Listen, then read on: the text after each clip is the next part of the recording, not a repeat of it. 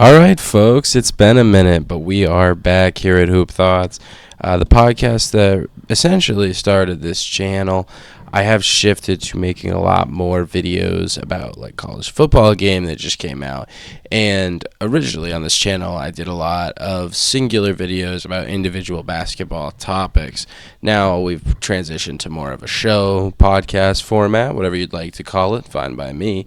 And in this episode, we've got a lot to unpack as we have not been here since really game like 3 or 4 of the NBA Finals. With that said, let's just talk about what happened. This Boston Celtics, my favorite team, won the NBA Finals. So that was pretty awesome. I've had a pretty great summer in general. Very excited for basketball to be back. And we've got an action-packed show here today. We've got a lot on the docket, so we're going to try and move quickly. We've got, obviously, the season recap, how the NBA Finals went, and we have the offseason recap, just all the moves that were made, all the changes that happened around the league, and more specifically, we're going to go into detail about the Karl-Anthony Towns, Julius Randle exchange that just happened recently. And then after that, we are going to look at all the teams' over-unders and personally make a prediction. I don't really have a ton of thoughts on the finals. It was just clear that one team matched up with the other substantially better. Kind of like last year with the Nuggets and the Heat. You just saw one team that was just completely overpowering the other. As for the rest of the offseason, we've had some pretty big moves. A lot of them I'll talk about later. I'll dive more specifically into each of the major deals in the later section when I'm talking about teams and their over-unders.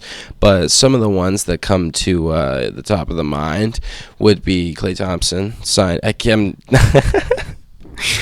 start the offseason recap with Klay Thompson, man. Okay, I guess really the biggest domino to fall, either Paul George to Philly or DeMar DeRozan to the Kings. I don't know. Philly fans are probably going to be pissed about the fact that I would weigh those at equal contribution. But, Paul George is kind of on the downfall of his career. He's obviously the third option here. Maxey and Embiid are well ahead of him, well more established at this point. Not to diminish what Paul George can do, more so just to say, DeMar is a bucket. I know Paul George has a better handle, a better three-point shot game. He's definitely the smoother player. But I think DeMar adds a complexity to an offense that translates to the playoffs. The playoffs is just a different breed of physicality, and it helps to have that additional element to space the floor with. And again, with the game shifting to exclusively threes, the mid-range kind of just throws the opposing defense off balance for a bit. Definitely want to acknowledge the retirement of Woj. Big NBA Twitter impact there. Woj is definitely going to be missed. He was very easily, single-handedly responsible for breaking some of the biggest news in NBA history, honestly. So I'll never forget that. Shams did end up winning the war, I guess, but I think we all know that the Woj bomb is always the most accurate information. I don't have anything fun to say about it, really. It was awesome, and now that time has come to an end. So now let's shift and specifically look at the trade that just transpired. I wanted to make a video immediately, and it probably would have been just a single video of just what is going on. Obviously, I did not do that, and the reason for that is because I was traveling. I was traveling in Vegas with my girlfriend. She just turned 21, so shout out her. I think we can see that. All right, cool. Love you if you're watching. Probably not, though. I don't blame you. So anyway, I was out in Vegas, and the news drops. And my girlfriend's a casual basketball fan. She watches the Celtics game with me, but she doesn't really watch basketball outside of that. But, she wasn't even really remotely interested in this. I was just kind of nerding out. And I was just oh my God. Like, it's just kind of like that moment where you're on NBA Twitter and everyone's talking about something, and then you're in the real world and you're like, oh, this is like very minimal cultural impact. Like, it's playing on the TVs and nobody cares. And I'm just over here like, dude, Cat just got traded. It just kind of contextualized how sports are seen in this country, like by a majority of people. I just thought it was funny. I was just like freaking out, and everybody else is like, who's Cat? But yeah, let's get into the trade. It was pretty interesting, and if I'm not mistaken, it was Karl Anthony Towns to the Knicks in exchange for Julius Randle, Dante DiVincenzo, and a first-round pick. That feels like a lot to give up for Cat. I'm not going to lie. I know Julius Randle isn't known as a playoff performer by any means, but he's a little bit more experienced at this point, and I do think that if he wasn't the number one option, that he could have a lot more success. Exhibit A would be like Drew Holiday having success with the Celtics in a more minimal role where he doesn't have to be the number two guy on like a successful team. Randall can kind of go out there. Obviously, he can be kind of a playmaker for them, which is why I think at some point we're going to see Ant at the point guard, and then you have Randall to facilitate, and then that allows Dante DiVincenzo to take Mike Conley's spot. But I do like Mike Conley to start the year. I am a little rambling right now, I'm sorry, but in terms of just the impact of this trade, it definitely allows for more Naz Reid, which is always good. He was amazing in the playoffs. You get Dante DiVincenzo to be like that six-man type of guy if you did want to start Naz Reid, but now you have a solid bench like Nickeil Alexander-Walker, Dante DiVincenzo, Naz Reid. That's a solid amount of depth, especially with the veteran leadership of Rudy Gobert, Mike Conley. I think this makes the Timberwolves a more balanced roster. Obviously, losing Cat is crazy. Like, the guy who started this whole rebuild in Minnesota, really the one, like, hopeful piece, he's now gone. For what that looks like with him in New York, I think you already know. It's going to be a good caliber player at the big position for the Knicks. He's not exactly a defensive guy, but in a reduced offensive role, I think we're going to be able to see a lot of his two-way potential there. He may not be like a crazy shot blocker or anything, but I still think that Cat has a huge presence on both sides of the ball.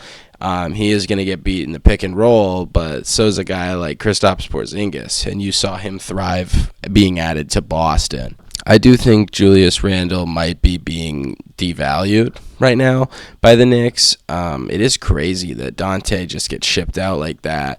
At first I felt bad, but I guess reports are saying that Dante wasn't as excited to have a reduced role with the Knicks and be on the Villanova boys and do that whole thing as it seems. So I don't know what's up with that. He's not exactly going to have a huge role in Minnesota, more than he would have had in New York, but hey, if that's what it takes to get Cat, that's what it takes to get Cat. In general, it was just kind of a strange trade. It was just super late on a Friday night, I feel like, which is honestly pretty iconic. That's a really good time for this type of trade to break, so I don't know. That's not really important. I'm going to move on now to what the episode is really about. I wanted to do all that housekeeping at the beginning, but now I think it's time to get really into the meat and potatoes here. And I've segmented this in order, east to west, and we're going to go through based on last year's standings. So we're going to go top to bottom of the east, top to bottom of the west. I'm going to try and add timestamps, but if I don't do it because I get lazy, I apologize.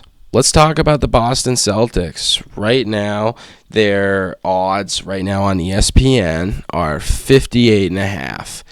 I'm going over that. I'm going over that immediately, and I'm not thinking twice. I know that Kristaps Porzingis is likely out till Christmas, but this is a team that's continued to gel together better and better every year, and they're locked in. Joe Mazzulla is not the type of coach that only focuses on the playoffs. He's a total psycho, And I feel like we can see sort of a 2016 Golden Warriors expectation for the Celtics.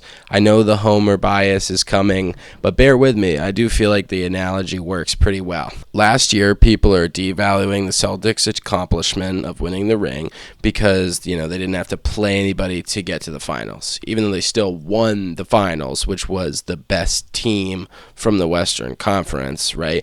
Obviously, the Celtics matched up better, but newsflash, that's what happens when you're the better team. You have better players, you have better, diversity in your roster and how you can play. The way that I try to look at it is, are the Celtics going to suffer without Kristaps Porzingis in those games? And last year, they really didn't. They won with him, they won without him. You look at the playoffs, they won with him, they won without him. So the way that I look at it, Kristaps Porzingis may be the X factor of the team in terms of, beating someone like Denver. But in the grand scheme of a regular season, his contributions are not going to be dependent on the team's success. Or the team's success, rather, will not be hindered by his missing time. Basically, the Celtics are an amazing basketball team. They're really talented. They've got a lot of depth, a lot of switchability, a lot of young players, a lot of chemistry. They have a good defensive scheme, a way better offensive scheme. And overall, they're a juggernaut of the NBA looking for blood still. So forgive me for thinking they're pretty easily going to clear 60 wins again. Next up, we've got the Knicks, and their over-under mark is set at 53.5. We're going to go over on that. They won 50 even last year, and I think when you look at overall health, the guys have had a long off season. Maybe not super long, but at least missing the conference finals and the finals gives you a little bit extra than some of the other players. I look at the Knicks, and I just see a dominant basketball team. Not super deep, which is definitely going to hurt just a little in the regular season. If any of those guys in the starting lineup go down, you're going to look at some rough situations. But from a regular season perspective, I don't think those injuries are going to happen. I think the injuries that happen for the Knicks are going to be in the playoffs, like usually they are every year, because Thibodeau just overplays his guys in games where they just don't need those, extra minutes on the knees, on the ankles, whatever. But depth also, in that same vein, is not as important for Tibbs because he plays his best guys and he plays them hard. Pause. So yeah, I think if we're looking at it honestly, the Knicks could pretty easily improve by 4 wins from last year. If that's what you're asking me, they got Mikal Bridges now and they got Karl Anthony Towns. It's not the best starting 5 in the NBA by any means. Boston's is better. I would say maybe the Nuggets is probably a little bit better, depending on how good Christian Braun is. But Josh Hart is awesome. Obviously, Jalen Brunson and Cat are great. OG Anunoby and Mikal Bridges are great role players. It's just hard to look at the Knicks and say definitively that roster is better than any of the others, especially when we're talking about roster because their bench isn't great. Even looking specifically at the starting 5, though, I would say they're probably around 3rd best. That isn't going to change anything, though. We're obviously smashing the over on that. Enough said on that department. Next up, we've got the Bucks, who last season were 49-33, and their over-under is set at 50.5 games. Question is, do I think the Bucks can win 51 games? Last year, obviously, they fell short of that mark, only by 2 games, though, and I feel like they were missing Giannis for an extended period. They missed Dame for some time. Obviously, they're going to miss Chris Middleton some of this season, but I think these guys are going to be able to carry the load a little. There's also a lot of young guys. I think Doc Rivers can carve out some roles for some people. But overall, I don't really see any reason to say that the Bucks aren't talented enough to win 51 games. You look at a team like the Clippers last year who were able to claw out of 50 wins, 51 to be exact. Mavericks got 50. I just don't think there's a world where the Bucks can't win 51 games. And yeah, maybe big injuries happen and they win like 50 or 49, but I'm still feeling comfortable about the over here. Next, looking at the Cleveland Cavaliers. I like their odds of winning the same amount of games they had last year. They won 48, and their line is set at 47.5. Real ambitious line set there, obviously, because they didn't make a ton of changes in the offseason. We're not really sure what's going to happen from them. I would say last year they dealt with a lot of injuries. This year, I'd still say they can win 48 games, even if they're a little battered. I feel pretty comfortable saying the Cavs can win 48 or more games. I mean, that's just how I feel. These guys have played together for a while, and they've got more opportunity to gel together. They're also, getting into the primes of their careers. Donovan Mitchell at the helm with an extension. I just like the Cavs' odds of, improving a little bit. Maybe sneakily being a 50-win team. The Orlando Magic have the same odds as the Cavs in terms of what their over-under is, and that over-under would be 47.5. Do I think the Magic can win more games than last season? Yeah, absolutely. If I have to talk myself into that one, I feel like my brain really isn't working. I think the Magic can absolutely do as well as they did last year, next year. And that's just simple age. Like, their players are blossoming now. Paolo is getting up there. He's not getting up there. Paolo is at least becoming more of an experienced NBA player, someone who's got some years under the belt now. Franz Wagner obviously signed a huge extension, definitely looking for a step up from him as well, but you've got good pieces there. It's definitely something building in Orlando. Next up, we have the Pacers, who are only anticipated to have one less win than the two aforementioned teams. They won 47 games last year. They can do it again. Smashing the over on the Pacers. I just think they won a lot of games last year without Tyrese Halliburton. They won a lot of games with him. I mean, they made the Eastern Conference Finals. Let's think about that. Obviously, they played an injured Bucks team and then, a slightly injured Knicks team. But they still earned their way to the conference finals. They had to win those series, and especially the Knicks series, they were down 3-2. When I look at the Pacers, I see a tough, gritty team. Definitely had leads against the Celtics, couldn't stay composed. But overall, a team that can match up with the best of them. I think it's pretty easy to smash the over on this one. This one, I'd be shocked if they didn't win more than 46 games. You have almost an all-NBA level guard in Tyrese Halliburton, a borderline all-NBA player in Pascal Siakam when he's at the top of his level. You've got a lot of good role players there. You've got Aaron Nesmith. You've obviously got Miles Turner.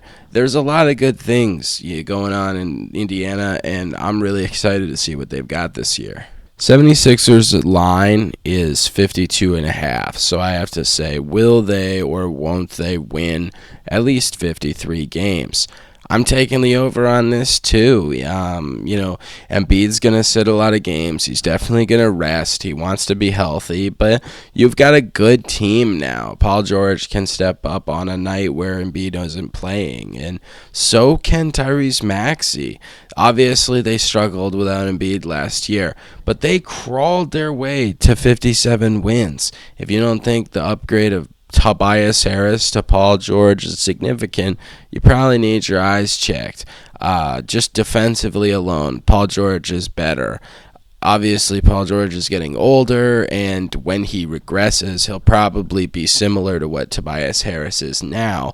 But make no mistake, Tobias Harris is also regressing. So a big upgrade there, especially for the future and maintaining a contending roster. This next one is tricky. It's the Miami Heat. They won 46 games and lost 36 games last year, and their line is being set at 44.5. Do the Miami Heat win 45 games? I always want to say yes, right, with teams like this. They were really injured last year. I don't see any reason for that to stop happening. I know guys like Jaime Jaquez could take a leap. Maybe Tyler Herro takes a leap. You've got an aging Jimmy Butler who's not playing or taking the regular season very seriously. He's waiting for the playoffs, trying to go, work his Jimmy magic. But at the end of the day, I just don't know if I can smash the over. In my notes, I have said over. That's what I said when I was quickly just going through it. But I think I'm going to change my mind. I'm going to put the Heat as under. That's my official. I'm locking it in. But yeah, we're going to say no to the Heat winning 45 games. I could see them as like a 44-38 team, or like maybe a 42-40 team. 45-37 isn't some crazy impressive record, but the East got a lot tougher, the NBA got a lot tougher, and I'm just not sure that they're going to be able to hit the mark there. Bulls won 39 games last year, and their current line is set at 30.5. Now, they did lose DeMar DeRozan, but they are gaining Lonzo Ball back. So that's going to be interesting. I believe they paid Patrick Williams, yeah? Patrick Williams signed a 5-year $90 with the Bulls, which pretty good value for a guy of his caliber. Definitely room for him to improve. But if he could take a leadership role, I think the Bulls could do okay. With that said, I just am not bought in on the talent they have. And I think you're just going to have to put the under on that. Do I think they could win 30 games? Yeah, but I think it's a hard line at 30. I just don't see the talent on the roster. You've got Lonzo Ball and Giddey, so maybe Lonzo runs as like a combo guard. That could certainly work, no doubt about it. They could definitely then run Modest Buzelis at the 3, Patrick Williams at the 4, and then, they would have to run Vucevic at the 5. It's always these young teams, though. They just don't win games. You want them to. It's kind of like the Nets last year. And, the Nets last year had 32 wins and lost 50 games, so maybe there's a chance. I just don't know.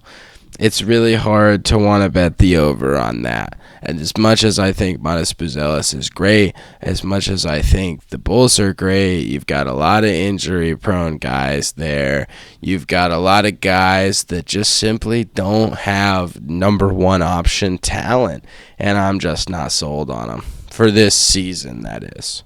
Next up, we've got the Atlanta Hawks, whose line is set at 35.5, and if you were to take the over, you would say they basically are the same team they are last year, which is just not true. They lost DeJounte Murray. That is going to hurt. Obviously, they got some stuff back. So here would be the projected roster. You have Trae Young, Bogdan Bogdanovic, Zachary Risache, Jalen Johnson, and Clint Capella. Then you could have Dyson Daniels off the bench, Onyeka Okongwu, and then, maybe somebody like DeAndre Hunter after that. It's cool. I like the roster. It's just not good enough. I just don't see a world where they can win 36 games. Just not enough talent there. Jalen Johnson is great, don't get me wrong. Clint Capella is a great role player, but he's getting old. Risache is still a rookie. AJ Griffin is going to be a minister now, or a priest. I'm not sure what the correct term for that is. Good for him, looking on, search his dreams. Not sure that he couldn't do both, but I'm not going to make any religious or political stupid comment out of that. It's just a guy making a career decision, and clearly he believes strongly about it because he's willing to put away, a lot of money on the table that the NBA could offer him. So shout out to him making an adult decision. People are going to be mad. It is what it is. Now that I'm done rambling about that, I got to go the under on the Hawks. I just can't, in good faith, pick them to win over. And I know they will, like, of course, their chemistry is going to click. Quinn Snyder's a good coach. Like, it is what it is. You know what I mean? But I'll tell you what, at the end of the day, some of these teams, you got to pick the under, right? Like, some of these teams are going to suck. I think there's definitely some injury concerns here. Definitely one of those teams that could be kind of like the Bradley Beal Wizards. There's Bradley Beal, 30 points per game, and, there's some other pieces, but it's just not enough to win. Then we get to the Nets, whose over-under is set at 19.5. Now, the question is pretty simple. Can the Nets win 20 games? Their roster would be what? Spencer Dinwiddie, if he even re-signed there, did he? Or did he go back to Dallas? What happened with him? Oh, yeah, he went back to the Mavs. Let's look at the Nets roster here. I forgot they signed Killian Hayes. So they're definitely not a good roster. Let's get that off the top. You've got Dennis Schroeder, Cam Thomas, Cam Johnson, Ben Simmons, and Nick Claxton. Again, like 2K roster, maybe you could get 40 wins. That's if you get an all-star season out of Ben Simmons. We can live in fantasy land. This team stinks. It stinks. I'm sorry. It's another Bradley Beal Wizards type of situation. You've got some good talent. You paid Nick Claxton. That's cool. I just don't see this. They're tanking for Cooper Flag. I guarantee it. Next, we got the Toronto Raptors. Line is set at 30.5 games. I'm taking the under here. I think they could win 30 games. They did win 25 last year, and that was before the OG Anunoby trade. Full season, RJ Barrett, Scotty Barnes, Emmanuel Quickley, Jakob Poeltl. Again, you would need some serious blossoming from Scotty and RJ and Quickley, and you would just need, in general, a more talented basketball team. I'm sorry. Somebody has to lose. It's no disrespect to these teams, but I'm calling for a lot of overs here, and I got to start, picking the guys that are going to suck. Usually the East has a lot of bottom feeders, and I think I've already picked a lot of the guys that are going to be the heavy hitters this year in the East, and I just don't see teams like Toronto making the cut. Similar situation, we've got the Hornets, whose over-under is set at 29.5. So that question is simple again. Are the Hornets going to win 30 games? They won 21 last year, although they did have a lot of injuries with LaMelo Ball, missing time. Brandon Miller will take a step, but he is going to be in a sophomore slump season likely. More just like minimal improvements and then a third-year breakout. That's kind of the standard for NBA star, top draft pick. I could see his career having similar trajectory to Jason Tatum. If you can get a healthy season out of LaMelo, you could definitely win some games, but I just don't know if it's a possibility right now. But again, yeah, they're a good team. They could probably make the play-in if they're healthy, but I'm just not convinced. Wizards won 15 games last year, and their line is set at 22.5.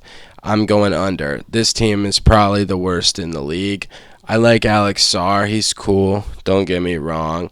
But I just don't know if I see a world where this Wizards team wins more than 20 games. Like, they could win 20 games, but the line's at 23 to say over. I can't do that in good faith. This roster just sucks. I'm sorry. It's just not good. I mean, you lose Tyus Jones. I get it. You're getting some pieces in the draft. You're making, whatever moves you want to make. I just don't see this Wizards team being good unless Malcolm Brogdon decides to, turn into Jesus.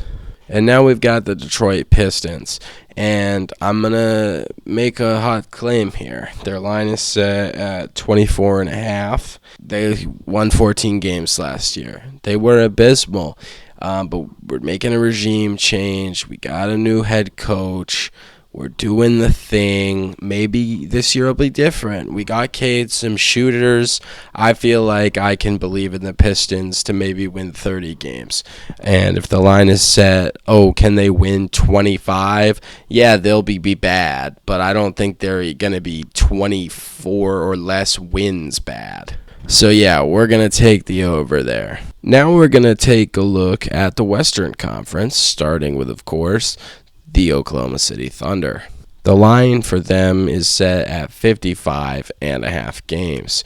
Triple fives, 56 wins for the over. I'm taking it. They get rid of Josh Giddey for Alex Caruso. They probably don't start Hartenstein, but if the playoffs call for a double big lineup, if they want to run a double big lineup, either Dort or Caruso can go to the bench. Caruso's a great six-man, so you could also go Shea, Dort, J-Dub, and then Chet at the power forward and Hartenstein at the 5. No matter what, I think this team is amazing. They're built for the regular season. They're built for the playoffs. Likely going to go to the NBA Finals. I really like the Thunder's chances at winning 56 games this year. I just do. I think they can easily repeat what they did last year. They won 57. I could see them going into the 60s. Next up, we have the Nuggets, whose line is 52.5. Obviously, they lost KCP. He went to Orlando, if I'm not mistaken. Good for them. Good move. And I think when you look at the Nuggets, yeah, there might be some drop-off, but are we really going to sit here and say that the Knicks can win 54 games, but the Nuggets can't win 53? Like, I like the Knicks roster, don't get me wrong, but it's like the Denver Nuggets, you know? I like KCP a lot. He's a role player, and they have young players that can eat up some minutes. I think they're going to still be just fine. This is a team that basically, as they're constructed right now, won the title 2 years ago. They were a 20-point halftime lead away from the Western Conference Finals last year. Obviously, things crumbled, but when you really look at it, are they not capable of winning 53 games? I just don't see a world where they don't. We're going over on that one. Next up, we've got the Timberwolves, who sit at 52.5. That's their line, and 56 is the win total from last year. I get the Cat trade. I get that they're shaking things up right when they got stability. I love the trade. You've got DiVincenzo for scoring off the bench. You've got Naz Reid, who might be on the bench. Who knows? I mean, you've just got a loaded team. Depth is really important in the regular season if Tom Thibodeau essentially is not your coach. And the Wolves have depth. Julius Randle is a bucket, especially in the regular season. Don't ask him to do it in the playoffs, but hey, listen, he can give you a good 30 every other day if you really need it. So won't always be efficient, but he passes the ball well, rebounds well, defends well. He's a good basketball player, and he's a good pickup for Minnesota, especially with the culture that they're trying to build. Fits right in defensively. Their defense should get even better with his size and strength. Definitely one of the more underrated offseason moves, especially considering that they also got DiVincenzo and a first. So yeah, I feel pretty comfortable taking the over with them. I've flip-flopped on this quite a bit with the Clippers, who won 51 games last year. Obviously, yeah, they lose Paul George, but they get Kevin Porter Jr., they have Kai Jones, a lot of potential there. Definitely going to have to see if Harden can channel, 2016 Houston Harden. Can't believe we're 8 years away from that. That's crazy. But he's a good player still. He's a borderline all-star. We're going to have to see how they do without Kawhi. Line's set at 40.5 wins. Basically, do I think James Harden can keep the Clippers in the float of what the Rockets did last year? Yeah, I do. I really do. And I think Kawhi is going to come along. There's less cooks in the kitchen. and I think that really does numbers, especially for a high usage guy like Harden. We saw in the playoffs at times, not last year exclusively, but even 2 years ago when he was in Philly with no Embiid. He put up 40 in game one. He put up multiple 40-point games in that series. And yeah, he was a dominant offensive player. Definitely a little more streaky now, but he was always a little streaky, even when he was the whole system. So I'm going to have to say the Clippers are going to win more than 41 games. More than 40 games. If they win 41, I'm actually still right here. Next is the Mavs, whose line is set at 50.5 wins, and they won 50 games last year. Definitely some injuries happening there, but their additions are Klay Thompson, Najee Marshall, both great pieces. I know they lose Derrick Jones Jr., but I feel like this team is still pretty good. Defensively, it's, barbecue chicken, as they say, but the offense is undefeated. They've got shooters for Luka. That's what Klay can do. Najee Marshall can knock down as well. Still a great defender, don't get me wrong there. Mavericks are an interesting team, and they should still have PJ Washington and company, Derek Lively, Daniel Gafford, Kyrie. They've got a squad, okay? And they made the finals last year. I can see them winning 51 or more games this year.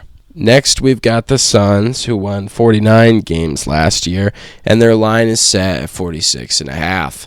You still have Bradley Beal, Devin Booker, and Kevin Durant. You add Tyus Jones. I'm pretty sure you still have Grayson Allen because you extended him. That's just a good team. It's a good team. There's a lot of talent there. Talent wins in the regular season. Doesn't always in the playoffs.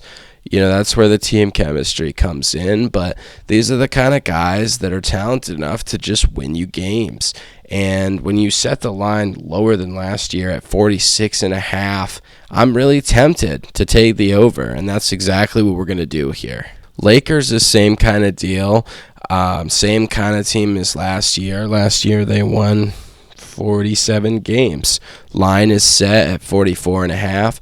Do I think the Lakers can win 45 games? Yeah, I do. I know that injuries are a concern. I understand that, but you've got two pretty clear top 12 players in LeBron and AD.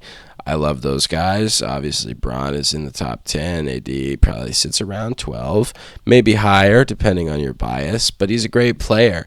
And, yeah, Austin Reeves, D'Angelo Russell, no more Taurean Prince or Darvin Ham. It's the J.J. Redick experiment. I can definitely see it going poorly. You've got some good minds in basketball there, and I just feel like the team is too talented to not win 45 games. Next, we've got the Pelicans, who added DeJounte Murray in the package we said earlier. They've still got McCollum, Herb Jones, Zion, Ingram. No more Valanciunas. He obviously plays in D.C. now. But you still have a pretty good team. I can't pretend that Zion isn't playable at the center either. So you could run a small lineup of maybe Murray, McCollum, Jones, Ingram, and Zion. You might get eaten alive in the paint, or Zion could be a dominant 5. Who knows? His potential as a player really hasn't fully unlocked. And as a lob threat alone, he is a pretty versatile player at the center position, and he could definitely play fast if that's what the Pelicans choose to do. Again, a team that won 49 games last year, gave OKC a good fight. I know they got swept. They got manhandled, but they put up a good fight. Kind of like how you look at the Pacers versus Celtics. Yeah, the Thunder were the superior team, but let's not discount what the Pelicans can do. Especially when you're going to give me a line like 45.5. Yeah, I think the Pelicans can win more than 3 less games than they won last year with better talent on the roster. Hopefully injuries don't happen, but injuries abiding, this team could easily win 50 games. So yeah, we're absolutely going to take the over on that. This next team is interesting. We've got the Sacramento Kings. I do think they're a talented team. The line is set at 46.5. They had 46 wins last year.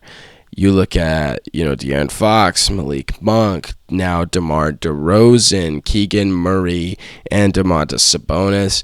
That's a pretty good starting five, I can't lie. If they're not going to bring Monk off the bench this time, I think that's one of the better starting fives in the league. If they are going to put him off the bench, I don't know what they would replace him with, but I can still look at the Kings roster and feel pretty comfortable about them winning a good amount of games here, especially, again, low line, 46.5. Can they win 47 games? I say absolutely. Why not? Next, we've got the Warriors, whose line is set at 42.5. Do I think the Warriors can win 43 games? No. I don't. I think the Warriors are going to be really bad. I know that they've got players like Wiggins coming back. They've got players like Draymond. Obviously, we know Steph Curry. Steph Curry is implied when it's the Golden State Warriors. Pajemski, Moody. But are these guys that, Kuminga, of course, but are these guys that Steve Kerr is going to commit to playing? Is he going to trust the young guys? At the end of the day, I just don't think so. I know they're committed to sending Steph out, but I don't think they made any significant moves in the offseason. I don't think they got significantly better. Clay walks. You don't want to pay him. That's fine. You don't get Paul George, which really was kind of your only hope for the offseason. So I just don't see them winning 43 games this year. I'm going the under. Next up, we've got the Rockets. And I want to say the over. The line is at 42.5. Last year, they were 41-41. They have an interesting group of guys. Fred VanVleet, Amon Thompson, Jalen Green. You've got Dylan Brooks, Alfred Sengun, Jabari Smith. You've got a lot of talent there. A lot of good players.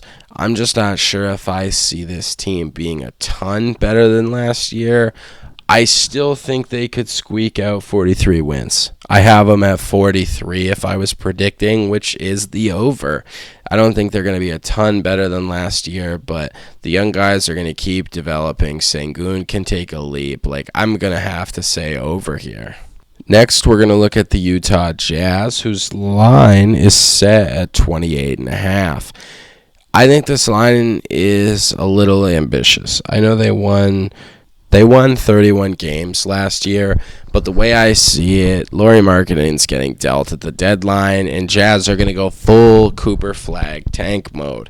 Again, just not a team with enough talent to really win, and I think they're going to sell a ton at the deadline, the Danny Ainge special, if you will, and just get a ton of draft picks, max out the value of all these guys, and fully embrace the rebuild.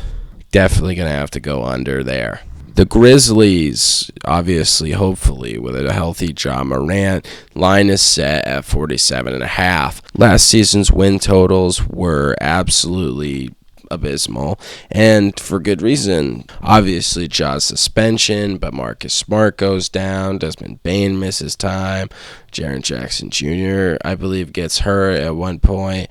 No more Steven Adams, but he got hurt last year too. So, yeah, the Grizzlies have a lot of names coming back, and they had a lot of guys show promise while, everything was kind of falling apart. Got a lot of guys like G.G. Jackson, for example, who can provide a spark off the bench. I look at that Grizzlies team, and I say 48 wins. That's pretty easy for them. Spurs won 22 games last year. Their over is set at 35.5. Do I think the Spurs can win 36 games? I don't know if I see it. I know Wemby's going to be great. I get it. It's Chris Paul. He elevates all these teams. The guy's washed, okay? He's just simply washed. And I don't hate him, and I don't hate the picks that they made. I think Popovich is a great coach. I could see them easily getting to 30 wins, but asking me to say 36 just feels like a bit of a stretch. I got to go the under there. It would be cool if they could make the playoffs. I'm not going to pretend it wouldn't be, but being completely realistic, I just don't think the roster is at that level yet. And finally, looking at the Portland Trail Blazers, 21.5 is the win total. I really, really want to say the over. I really do. I believe in Scoot Henderson, Anthony Simons, Jeremy Grant, DeAndre Ayton. But I think this is one of those teams that's going to sell the talent and, probably look like the deadline team that tanks for Cooper Flag. Again, some of these teams have to be bad, and I just don't know if I can see the Portland Trail Blazers as currently constructed, winning more than 20-something games. A lot of injury-prone guys on that roster, a lot of guys that could miss time, and like I said, we got to start picking the under on some of them. Not everybody's going over, and that's going to be the final piece. The Trailblazers under completes the parlay, if you will. That is going to wrap up the show for today. Not sure really how long it is, but I was shooting for around 45 minutes, so I hope I was able to deliver. I am really happy with how the episode turned out. And for future reference, I do think that this is something I'm going to try to do weekly. Maybe episodes going out on Saturdays from here on out. I'm not totally sure, but I'm just excited basketball is back. And yeah, if you enjoy this type of content, if you do listen to the show, leave some comments down in the comment section or email me. Down here at that email, rpbsubs@gmail.com. I'll read questions off of that on the show. So stay tuned for all of that, and I'll catch you guys in the next one. Take care.